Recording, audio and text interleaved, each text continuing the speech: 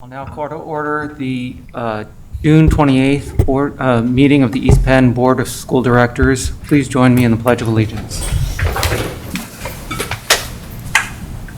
I pledge allegiance to the flag of the United States of America and to the republic for which it stands, one nation, under God, indivisible, with liberty and justice for all.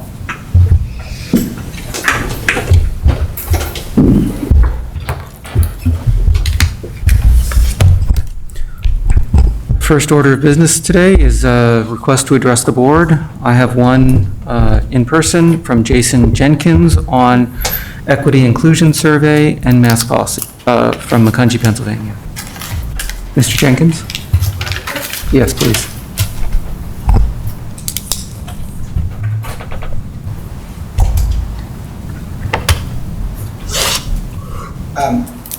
I just wanted to address the board because I felt that it's not so much the survey itself, although I think that was completely appropriate. However, it was the way it was presented. It was snuck in there with the other panorama survey, and there was no discussion that I know of. There was no purpose given to the teachers, given to the parents on what it was going to be used for.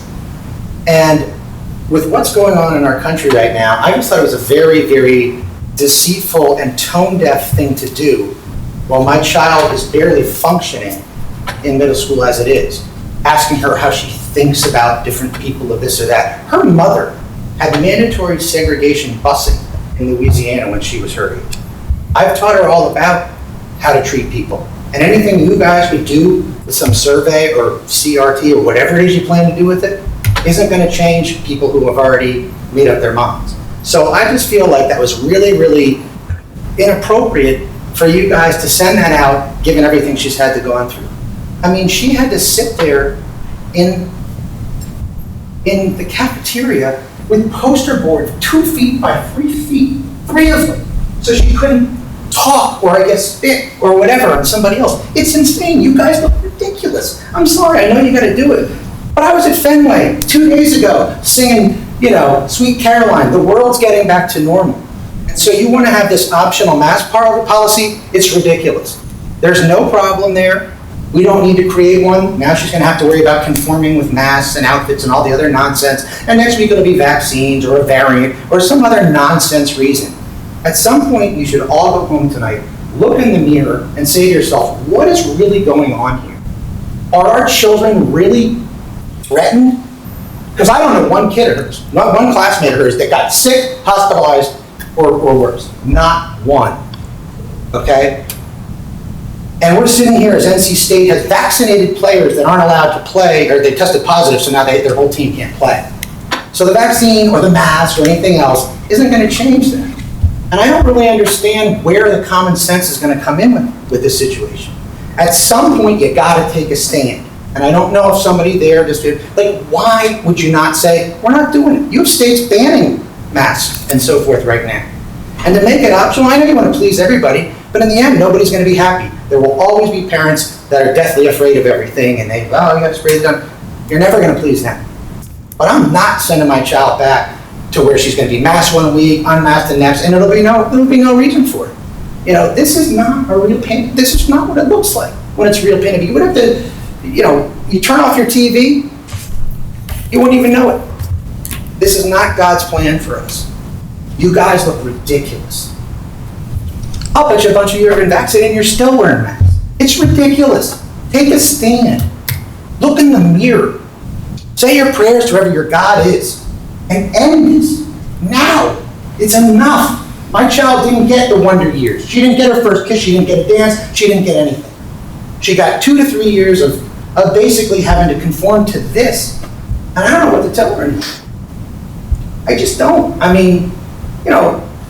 It's time where you're going to have to pick. Are we going to be a school district that makes everybody happy and has inclusion and equity studies, even though as far as I know, there's no issue. But hey, we're going to do that anyway. And you snuck it in with the other one. They didn't talk about the 2 surveys that I hired, but there were. And I can show you some of the sample questions, but I only have a couple minutes, so I don't want But they asked, how do you feel about this? How do you think about this? I'm from Hispanic, you wouldn't know, I'm from Hispanic descent. Like I said, I teach my child about that.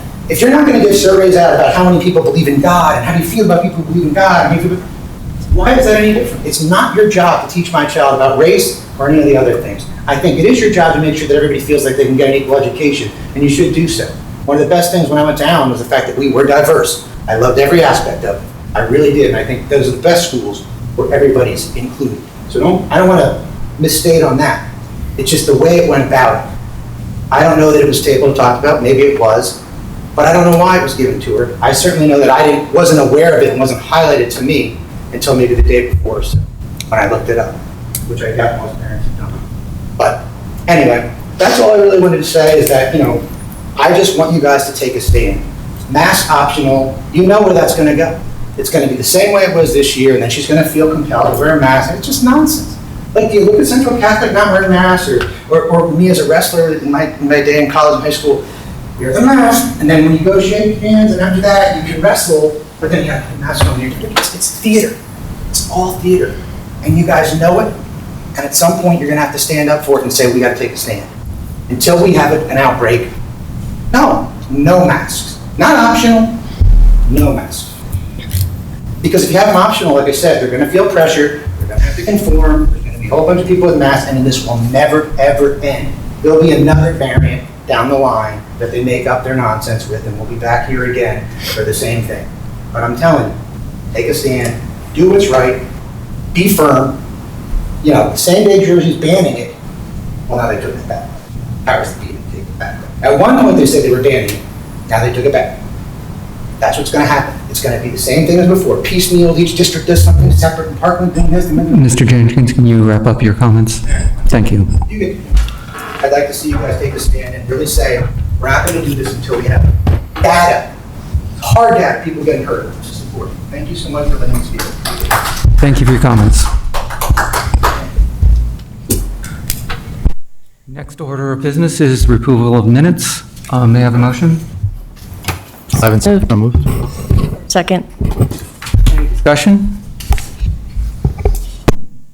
All in favor, say aye. Aye. Aye. Opposed? Motion passes.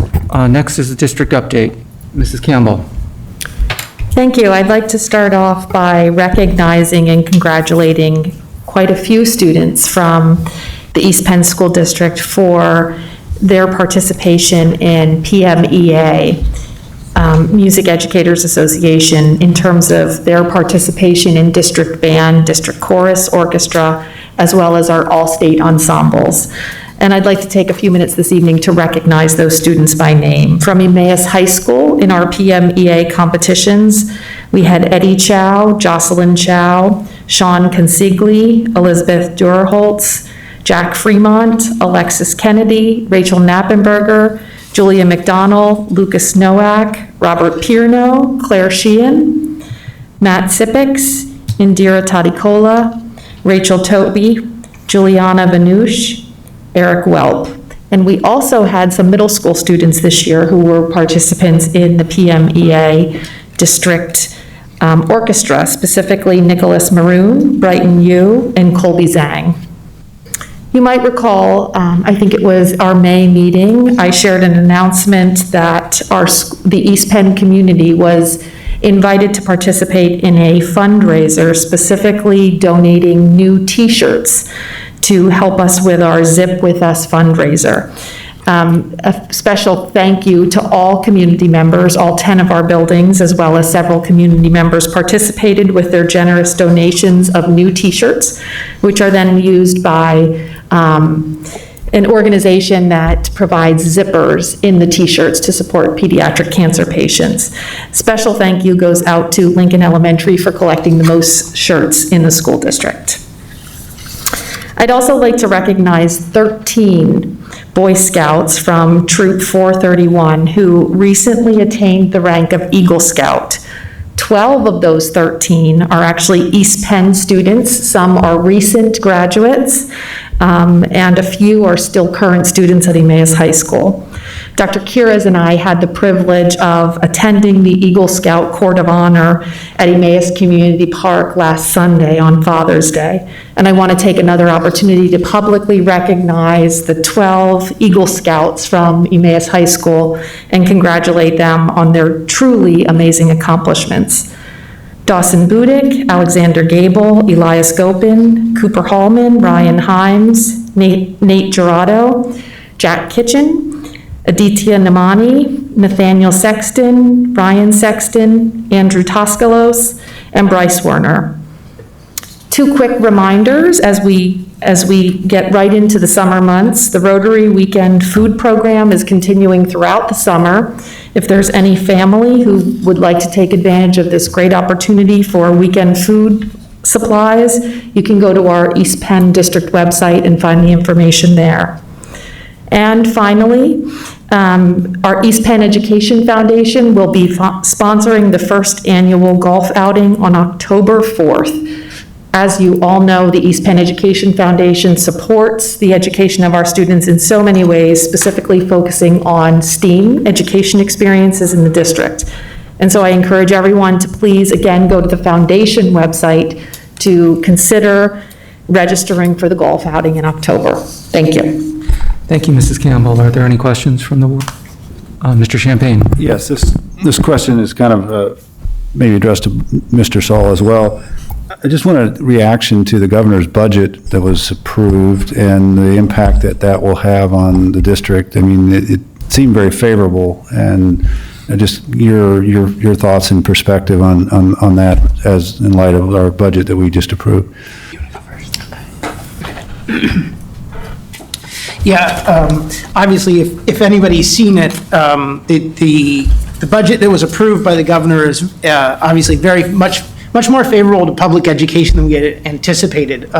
In the past, when we've talked about when we saw significant federal dollars, the state saw that as an opportunity to sort of hold the line on state funding. This time around, they haven't done that. They've actually increased the state basic education and special education line items. In addition to that, they're using the ARP ESSER funds that were received by the state for administrative costs to pass on to school districts. So as a school district, we're looking at slightly under another $500,000 of federal funding. So in the end, I would say yes, the school districts made out very well with this budget. And the budget is always accompanied by a school code bill, which often has a whole host of new regulations that we need to comply with. And to be very honest with you, probably for the first time in the last decade, the school code bill has very little in terms of impact with school districts. They sort of, quote, left us alone this year, which we sort of need the breath in order to figure out how we're going to manage all of the various tranches of federal funding that we're receiving. Since they're all coming in sort of different grant pots, if you will, we have to, each one has its own set of requirements, all leading back to the federal requirement. But, so I would say, yes, we made out very well. Okay, thank you. Are any other questions or comments? Then moving forward to health and safety plan update. Thanks. I'll start off by giving a brief introduction, and you just heard Mr. Saul reference ARP, which is the acronym for the American Rescue Plan Act. And it's through that act that school districts in Pennsylvania who are receiving funds, those ESSER funds, which East Penn, as we all know, is one of those school districts. Those school districts are required to develop a safe return to in-person and continuity of services plan. That's the official language through the act, referred to as a health and safety plan. Our nation, our state, and local community has learned a lot about COVID-19 over the past 15 months. As a result, the 2021-22 Health and Safety Plan that we plan to provide an overview of this evening looks different from the district's previous health and safety plan. In 2020-21, so the school year that is now coming to an end, the PA Department of Education required school districts to develop a plan that addressed a variety of specific health and safety protocols related to the challenge that we faced about a year ago, which at that time was reopening schools for in-person instruction. In East Penn, as I hope you all recognize, we successfully addressed many challenges, and by the end of April this year, we implemented in-person instruction for all students in grades K to 8, and in-person instruction for many students in grades 9 through 12. For the upcoming school year, we remain committed to the academic, social, and emotional needs of our students, while also maintaining a safe physical environment for our about 8,000 students and 1,200 staff members. As we've communicated in the past, East Penn plans to return all students to consistent, in-person, 5-day-a-week instruction for the upcoming school year. And the health and safety plan that we'll provide an overview of this evening addresses how we will maintain that health and safe learning environment. Our plan was developed by a team of administrators in consultation with other Lehigh County school districts, as well as the health networks, and the plan has also been reviewed by a team of educators and health officials. Tonight, we're sharing a draft of the health and safety plan with the board and the community. Certainly based on feedback over the next several weeks, our plan would then be to bring a final version of our health and safety plan to the board at the July 12th meeting. And we recognize that the information that's in our health and safety plan will help parents to finalize their decision regarding which instructional model best meets the needs of their student as well as their family. And so at this point, Mr. Povolitis is going to provide us with some high-level overview or highlights of the various aspects of our plan, again, which the board has in front of them this evening, and it's also posted in board docs so that the public can review that plan as well. Okay, thank you. So just a few highlights here as you've reviewed the plan, which is available for you. Steve, is there any way you could turn the microphone up? This gentleman can't hear. I can't hear very well. You know, I'll just talk a little louder. Does that work out okay? Can you hear? Can you? Yeah. Can you hear? Everyone hear okay? Okay. So masking is optional. So this recommendation is based on the level of community spread, vaccination rates, and the option to wear a mask offers protection for those who are not vaccinated. This was noted by our health officials that if someone chooses to wear a mask and that's their choice, it would protect them. It's no longer a statewide requirement to wear masks. And of course, you know that was the Pennsylvania Department of Health decision. And so that's a key piece in the plan. Physical distancing is, we are looking at physical distancing to the greatest extent feasible. So we'll continue to keep classrooms clear of extra furniture like bookcases and extra storage areas so that we can spread students out. However, things that are essential to learning would be moved back into the classroom. So like certain small group learning tables and things like that may be moved back into the classroom because it's a key part of the educational delivery. But if it's not a key part of that delivery, it will be removed so that we can provide as much physical distancing as possible. With our cleaning, we continue to have enhanced daily cleaning, so it's not like this return to pre-COVID times. There will continue to be hand sanitation stations, maximizing that. Air transfers will continue to be monitored and improved as necessary. Cleaning of high-touch areas will continue and be a bit more prevalent. The plexiglass around office areas and in certain areas that around in different areas throughout buildings will remain. Backpack sprayers, there was additional backpack sprayers that were ordered, so they will continue to be used as they were this year. Teachers will have access, of course, to wipes as they were before. Contact tracing and updating the back dashboard will continue. The sanitation protocol on buses will continue. Windows on buses will be open, as well as classrooms, weather permitting, of course. And we will continue to require students and staff to stay at home if they are sick and have any symptoms. At that point, that kind of provides an overview, as well as, of course, the document that's on the agenda. Are there any questions or comments on the plan from the board? Dr. Munson? Yeah, I have a couple of questions. So first, my question is actually my first question is a procedural one. Do the revisions require a vote of the board as it has in the past, or is this moved into the area of administrative regulation? The plan still is required to have board approval. Okay. So at the next meeting, this is just to share the current draft of the plan. Right, so the idea is that at the July meeting, it's not just that we'll get it's not a presentation of the final version, it's a vote on the. Correct. That's right, okay. So can you update me on what the current CDC recommendations are for unvaccinated kids under 12 when it comes to masks? Yeah, at this time, we were looking at everything today and in past weeks. They haven't really provided a lot of updated information. At this point, they suggest in there that to wear a mask if people are unvaccinated.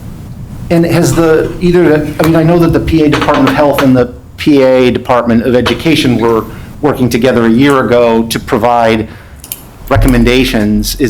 Are there updated recommendations from the state to help with this process? We are being told they will be providing us with updated recommendations. There's some FAQs, but they haven't really provided much detail to them. So no, at this point, we do not have updated guidance other than very general information. And then, I guess I'm curious about what kind of the state of the research is from the Health and Safety Committee. My understanding was, maybe it still is, but my understanding is that younger children are at lower risk of COVID symptoms, but they nonetheless carry the virus and transmit it asymptomatically. Is this still true according to the more recent studies? And was that something that was discussed in the Health and Safety Committee? So yeah, according to American Academy of Pediatrics and other research, that indicates, as you pointed out, children represent about 14.2% of cases. Of course, we have the access to vaccines for those that are eligible, and so kind of pulling together the research, as we know about children and the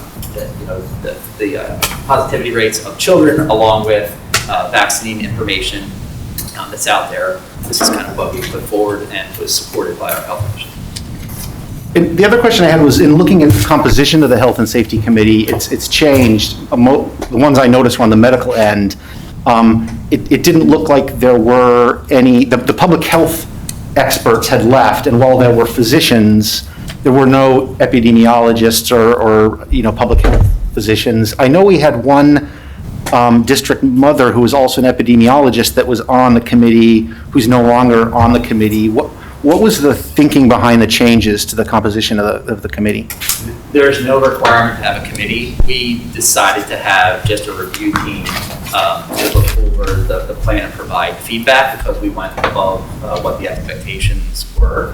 So there's not the full expectation of having a committee.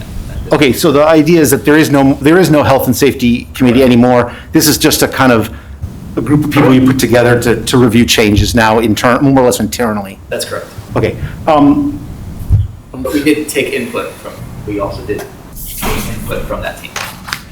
And from those physicians I guess there's not a committee anymore. Is the district aware of any timeline, or is there any optimism that the vaccines will be proven safe for kids under 12 in time for the beginning of the school year? There was no feedback provided with that. Okay, and then I guess my last question is mainly about the daily cleaning that you mentioned. The review that you just provided of the sort of highlights was kicked off by Superintendent Campbell, noting that we've learned a lot in 15 months. And it's my understanding that one of the key things that we've learned is that it's all about air circulation, and this focus on touch surfaces and disinfecting everything is actually misguided. And so I'm curious in that context why the plan includes maintaining the very things that we decided to do 15 months ago that aren't necessarily as important.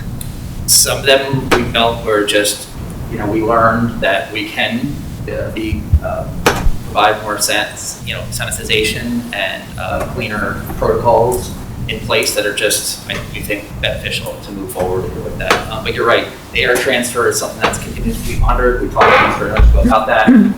That will stay the same as it was when we return students, and of course will be a focus moving forward to maintain that or improve that. Right.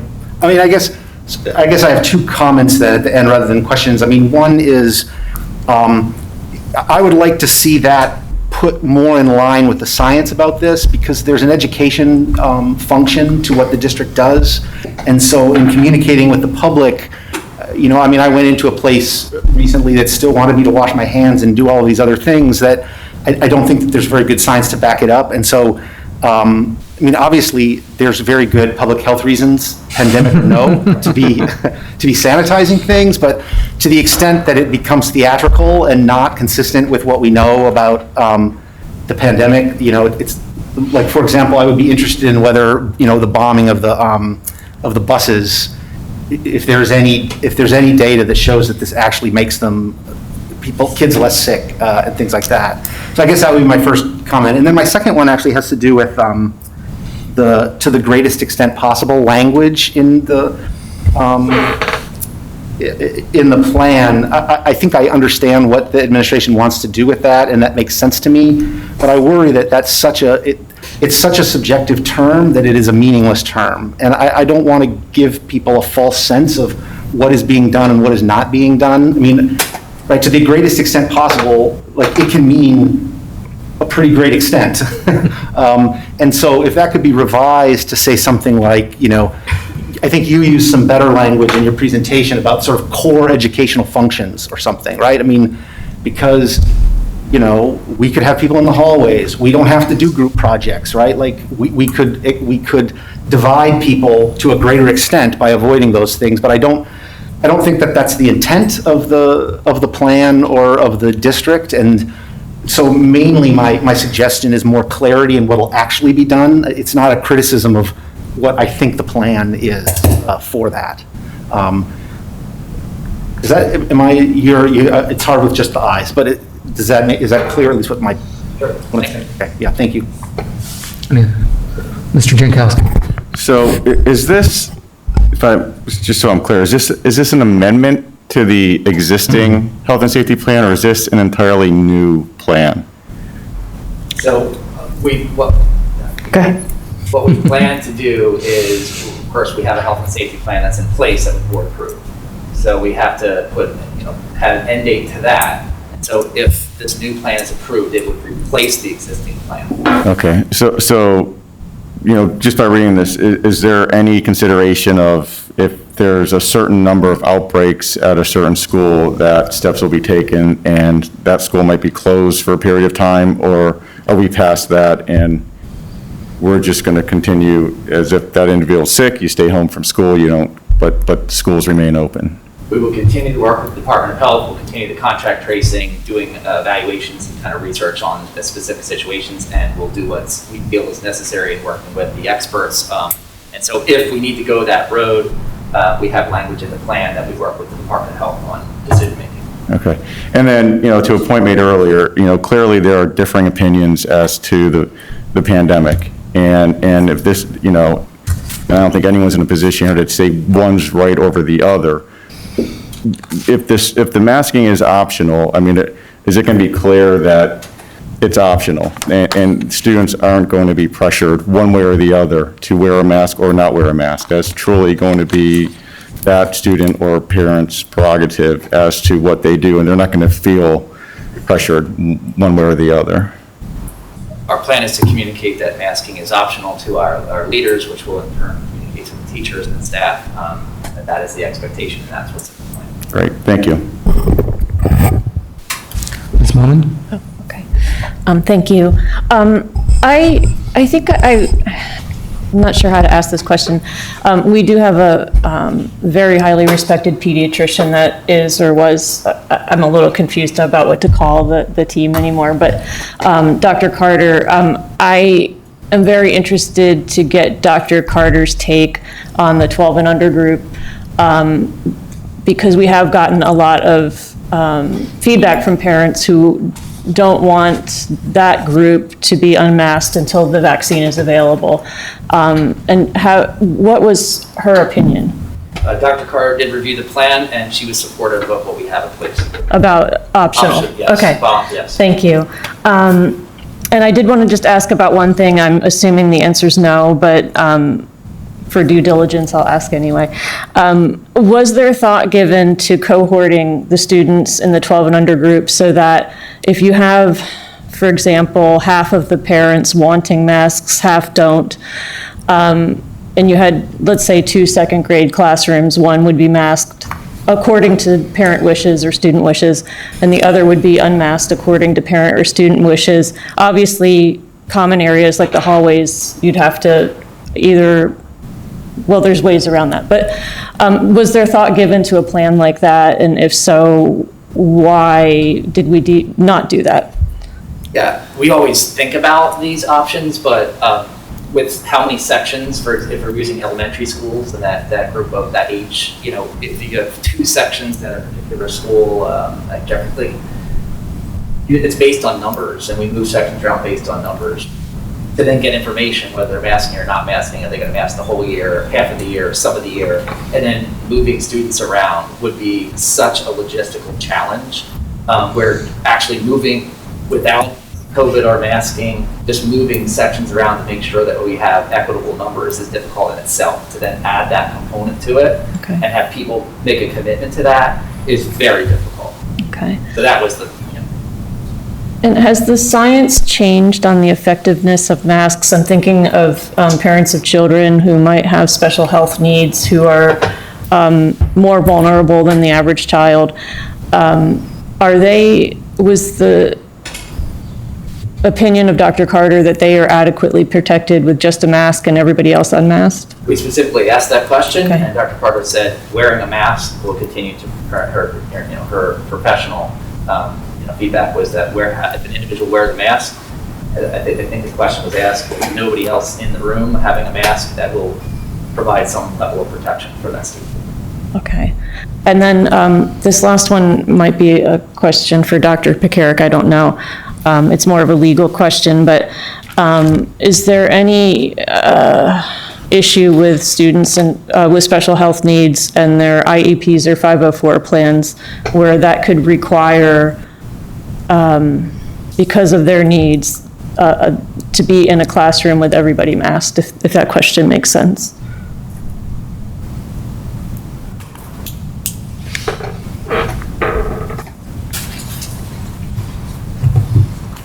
So for next school year, we're going to follow the same protocol as we did for this school year. So if a student has a mask exception, it really is, up to the doctor to write that note to say that they can be around students that are masked or unmasked. And so that did happen this school year. I was thinking of it more the other way around. Let's say you have a student who's going through cancer treatment or something where their immune system is severely compromised, and their physician is saying them just wearing a mask isn't enough, that being in an unmasked environment is harmful to their health. Is there a legal issue with us being able to, I don't know how to ask this question. Require a student to wear a mask? Yeah. I'll look at Mr. Fisher for that. I would say. Got off the hook, didn't you? So I think, with all due respect, I think we'd have to deal with each case on its own set of facts. So it's kind of hard to give a broad brushed answer. I understand your question, and if that situation should arise, we'll just have to take a particular look at it. Okay. Not sure we can answer it directly tonight. Okay, thank you.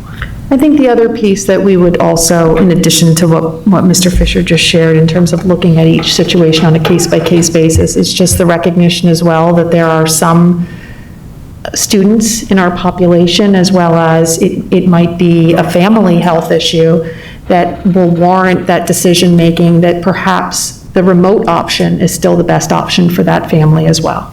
Yes, and actually, that's my last question. Several meetings ago, we had talked about changing the remote option from how it was done this year to something that, I don't know how to describe it, but there would be fewer teachers involved. Is that still the thought process for elementary? Yeah, so we're continuing to offer a remote option, and it'll be a kind of a hybrid, probably a bad choice of word, but a hybrid like remote model where you'll have synchronous and asynchronous. And so the need for the same amount of teachers would come down. Okay, all right, thank you. I think that's, that ends my need for questions. I'll just leave a comment that I do think you'll have some families who are going to communicate how uncomfortable they are with this. So I would hope the district has a plan in place to help them to understand the science. I would definitely, if you're able, put Dr. Carter in front of it. Like I said, very well respected in this area. And I mean, if she's willing, obviously, because that actually, knowing that she has endorsed this plan really helps me to feel comfortable with it. And I would hope that that's the case for other parents. So thank you. Thank you, Heather. Ms. Winch? Yes, I have some reservations about the mask optional for our elementary as well, but with our numbers of COVID essentially flatlining, I'm up to vote for this update, particularly with the caveat that this could change pretty quickly. But I'm wondering, according to this, it says face coverings and masks will be an option for all students and staff. So I'm particularly thinking about the elementary school students when you have a kindergartner, maybe their grandfather's going through brain cancer and cannot receive the vaccine for one way or another. Is there a way that we can be making this a family choice for being a mask option rather than a student choice? Because I'm concerned about a 5-year-old little kiddo going into kindergarten class. They see half their kids not wearing their masks and decide to take it off. And as much as I don't want to add any more work to a teacher, this could be a very vulnerable family. And I think it would be helpful if there was some kind of understanding that this child is to be wearing a mask at school, or this child doesn't need to be wearing a mask at school. And what does that look like? And for those families that have these special scenarios, they're few and far between, I understand, but I think communication to the entire district to make those families, ask those families to come to reach out to the administration so they can work out a plan with their children's teacher, I think would go a long way to help some of these very vulnerable families that may not be able to do the remote option for another year, but they need their kiddo to be wearing a mask for everybody in their home safety. Yeah, I can just comment and ensure you that if the family would reach out to their teacher, which happens a lot in elementary school, and ask something like with them, wearing a mask and letting them know that their child will be wearing a mask, especially your example, the kindergartner, that we would make sure that the teachers would make that happen. We can't hear you. I was just responding and saying Maybe that took the mask off or turn the mic on. We can't hear you back there. we'll allow parents to contact our teachers and request. Speak up. Why is that so hard? I think he is speaking up. Well, we can't hear him here, so. Can you move forward? Yeah, I know. What if you used, Mr. Pavlidis, what if you used this? That's smart. Would the district be willing to put out something along with these mask optional announcements that say if your family is in a specific need that I'm not sure how to word it, to make sure that they know that there's a way to reach out and how to reach out and who is the best person to reach out in those very specific circumstances. I think it would go a long way. Okay, thank you. Any other comments? Mr. Champagne? Yes, just following up on a question that Mr. Jankowski added in this plan, basically superseding the existing plan.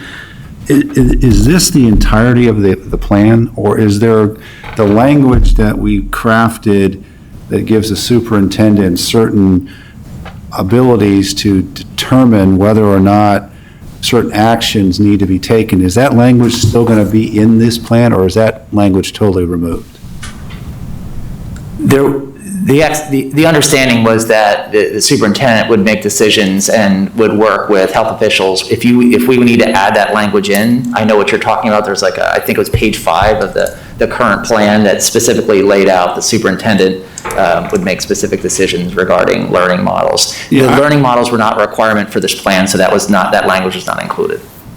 I understand that, but I guess that language did clarify the superintendent's role and what that she could or do in this set of circumstances to, affect how the plan was implemented. And I feel like that was a very important part of the existing plan, and whether it needs to be modified or not to address the current set of circumstances, I'll leave it up to you, but I felt that that was a very key part of the plan and the language that we worked to create for the fall.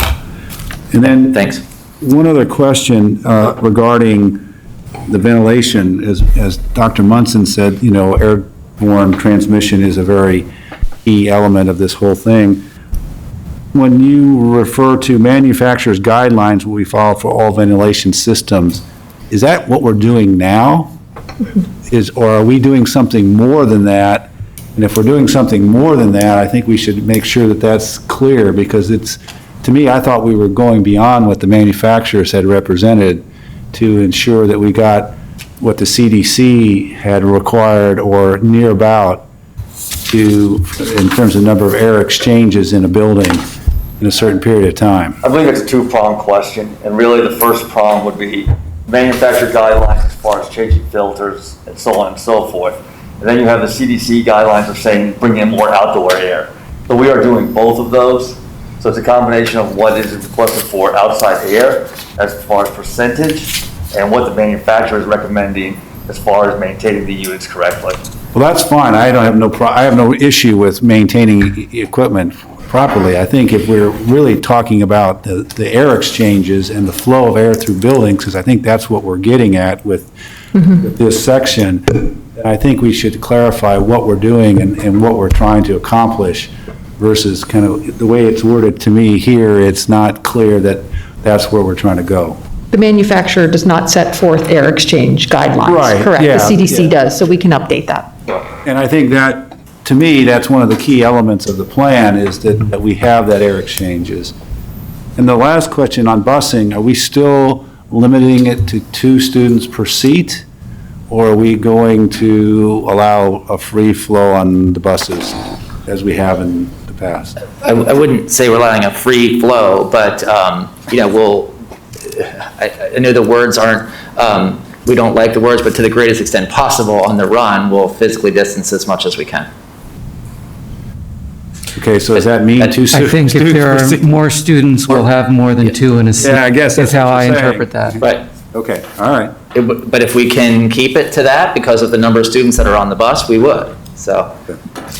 Well, I mean, how is it going to be clear that we are 2 students or per seat or not? I think there's a sort of terminology back when people were saying 3 feet or 6 feet. The use of to the greatest extent possible was, we're not going to guarantee 3 feet, is how that was interpreted. So I think that's how it's being used, that we're not going to guarantee 3 or 6 feet. We're going to space people as appropriate. And Right. so I agree that could be clearer, but I'm sort of thinking it in the terms of last year's plans and various plans for different districts. that- Yeah, I hear you. I mean, I'm just trying to make sure that it's clear to parents or to clear to Yeah. students how they're going to be on a bus or not on a bus and what that's going to be. That's all. Thank you. Any other questions or comments?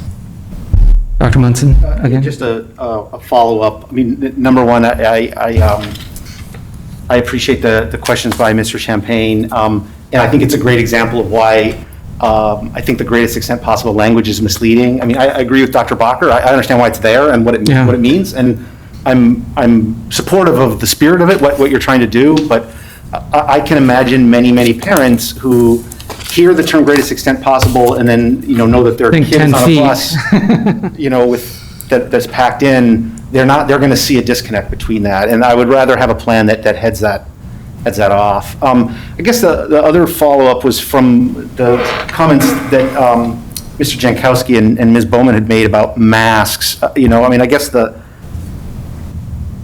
sad and tragic element one of the tragic elements of the pandemic in the United States has been the politicization of masks. And so this issue of making it optional does raise the issue of, those who do and those who don't. And I'm curious if the administration and everyone who has already been sort of on the ground this whole year has thought any about how to handle the kinds of pressures, some of which will be quite incredibly strong, both coming from home and in the classroom, on students who are trying to make choices one way or the other on that masks optional. And are there ways that we can support that and mitigate those sort of feelings of stigma that have come from those who have politicized the issue?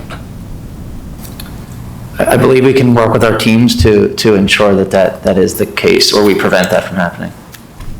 As much as we can.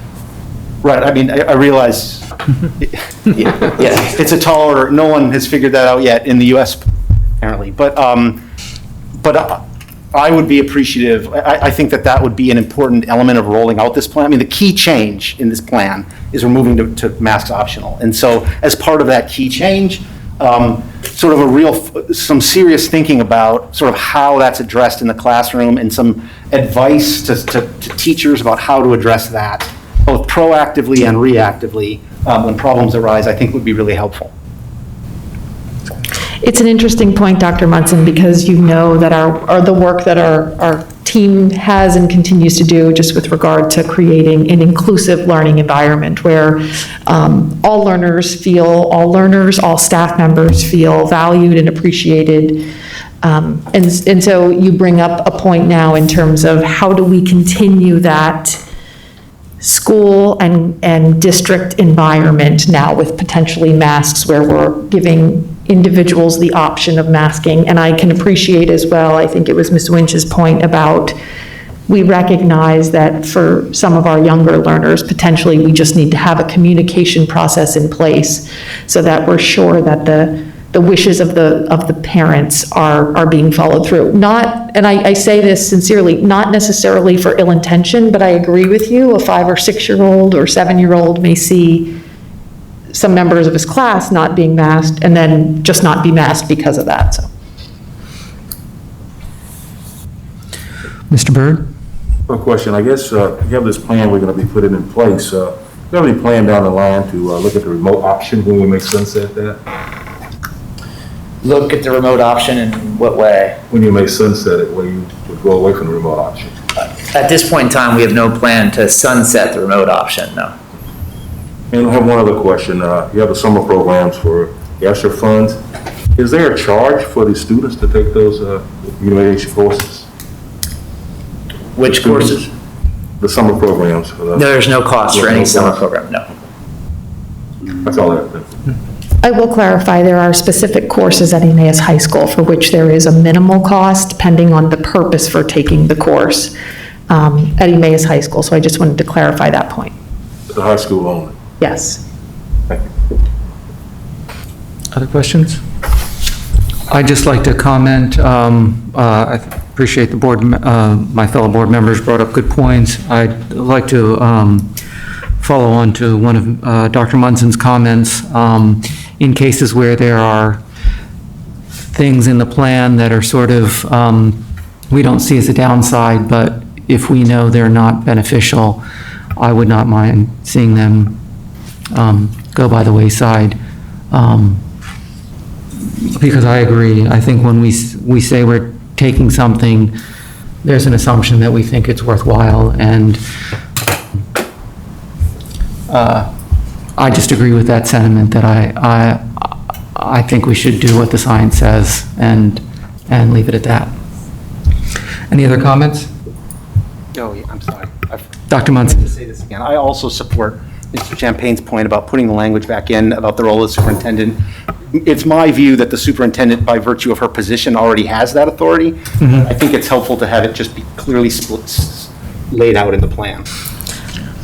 I think it was needed in the previous plan because we had very specific Right. learning models and whatnot, and it's probably not as needed here, but it's not bad to clarify that we can make changes if there's a drastic need. Okay, I think that's all for the comments. Then moving on to personnel. I'll entertain a motion for the personnel items, including the exhibits and the updated, the corrected exhibit of co-curricular appointments. I'll move. Second. Is there any discussion? Ms. Bowman? I have a couple questions. I saw that we had made some hires of the full-time subs, and I was just wondering if we could get an update for where we are in staffing up and the full-time subs for the fall or for the summer. Where are we with staffing up? Sure, I can certainly provide the specific numbers to the board for our July meeting. I will say our administrative team actually had a staffing meeting just this morning.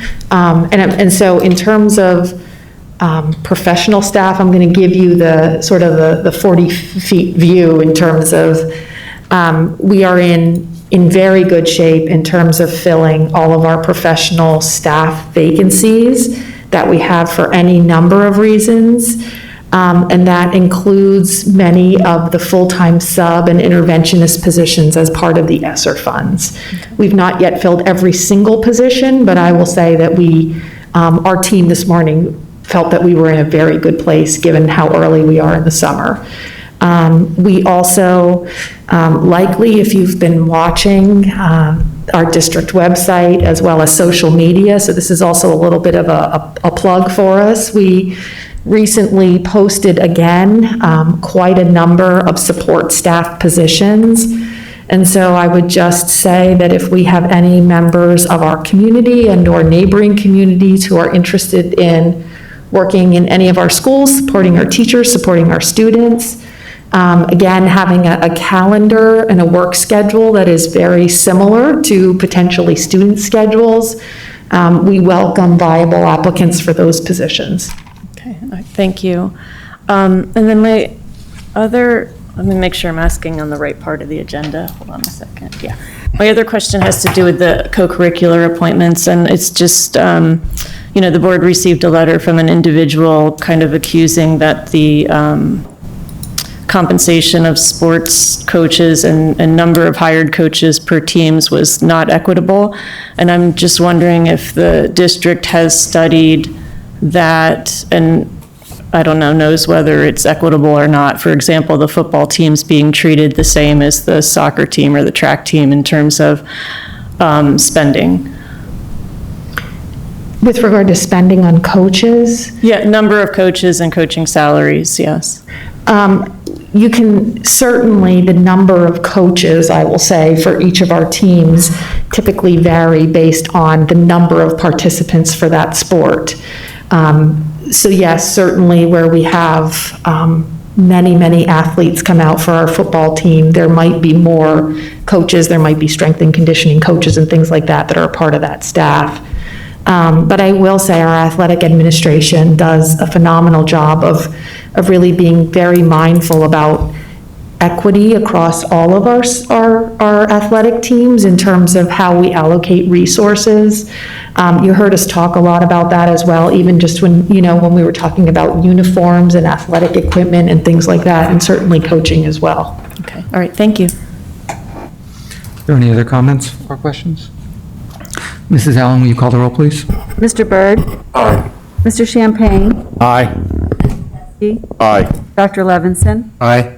Dr. Munson? Aye. Mr. Smith? Aye. Ms. Winch? Aye. Ms. Bowman? Aye. Dr. Bacher? Aye. 9 ayes.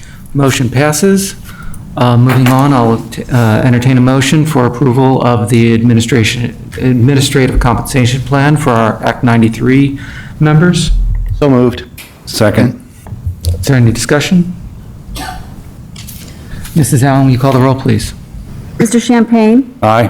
Mr. Jankowski? Aye. Dr. Levinson? Aye. Dr. Munson? Aye. Mr. Smith? Aye. Ms. Winch? Aye. Ms. Bowman? Aye. Mr. Byrd? Aye. Dr. Bacher? Aye. 9 ayes. Motion passes.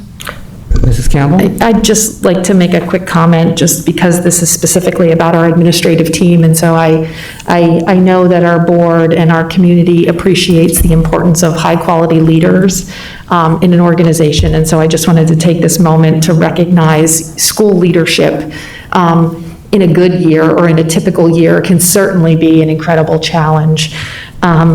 School leadership during the pandemic has at times been called impossible, and so I just wanted to publicly recognize the tremendous efforts and leadership of the East Penn administrative team, including the district administrative team. Our building leadership teams certainly have done a phenomenal job and were essential to our ability to bring students back to the organization, so thank you. Thank you, Mrs. Campbell. Moving on to business operations, I'll entertain a motion for items A through C taken together, if there are no objections.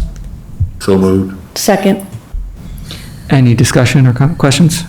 Dr. Levinson? Yeah, I have a quick question on item B, disbursement of funds. There's a $10,000 payment to Skepton. What was that for?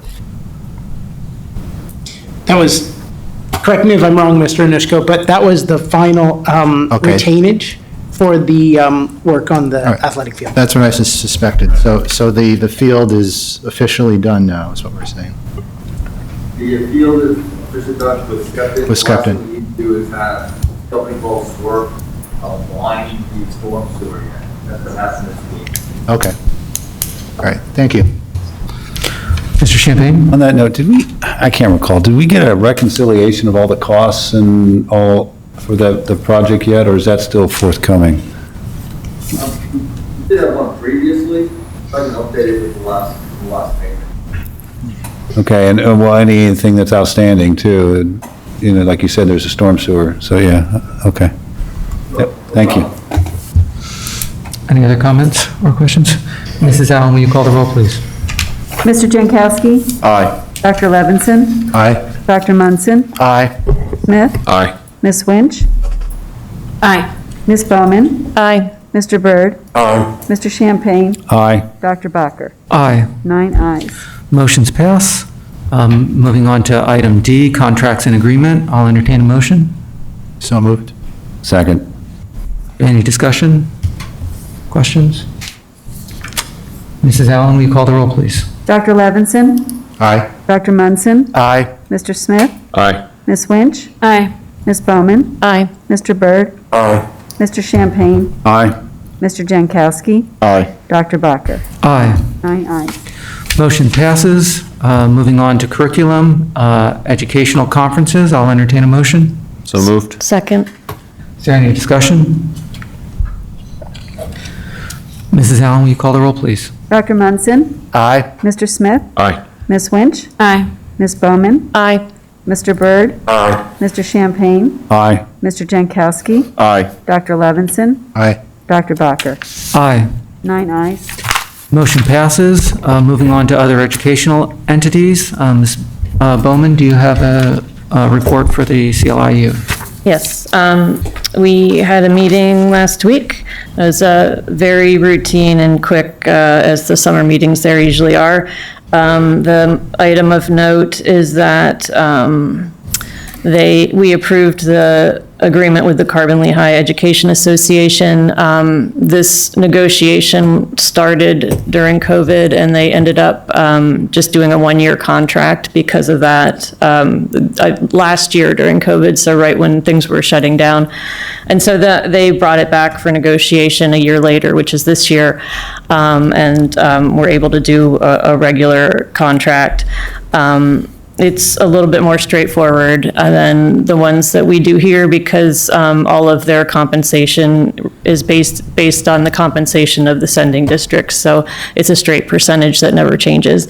And other than that, it was just stuff that we do every year, which is approving, like engaging auditing services and committing for a fund balance and things like that. So just routine.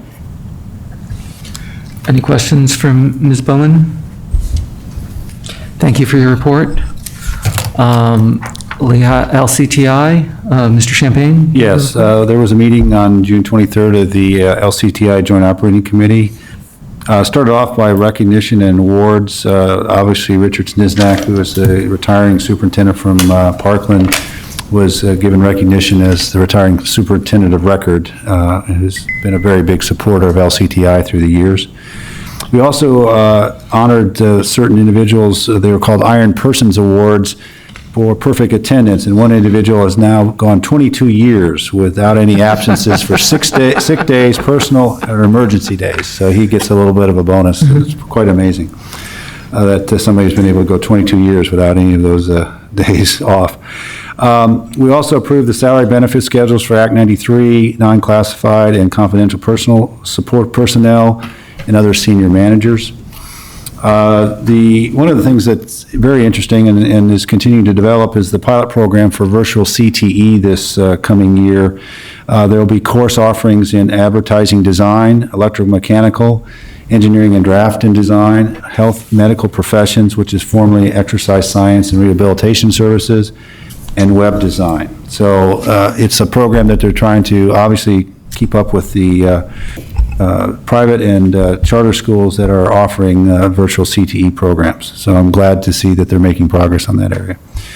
Senior Recognition Night was held as well, and the video that was promoted got over 5,800 Facebook views, and compared to, I think, Adam, what'd they say, 2,000 attendees, I think the last time they had it at the PPL Center, so it was very well received, and they did an excellent job on that.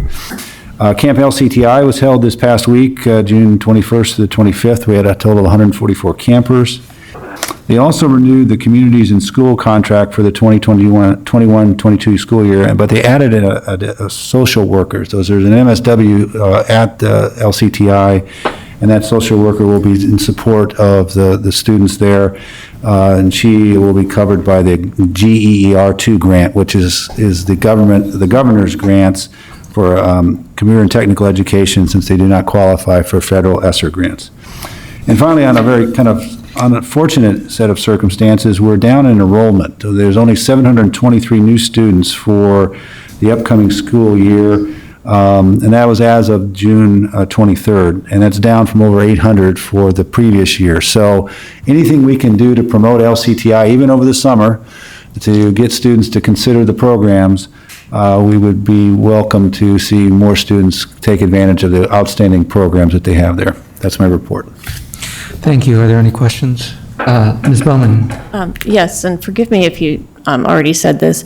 I did hear from a parent who told me that their child, because of all of the school that was missed this year due to COVID, was going to have to do an extra year at LCTI and was wondering if they were going to have to pay for it. And I told her that I couldn't imagine they'd have to pay for it. But I'm just curious if you know anything about that, if there was like an announcement or any information about how much of the programs that they were missed and how they're making them up.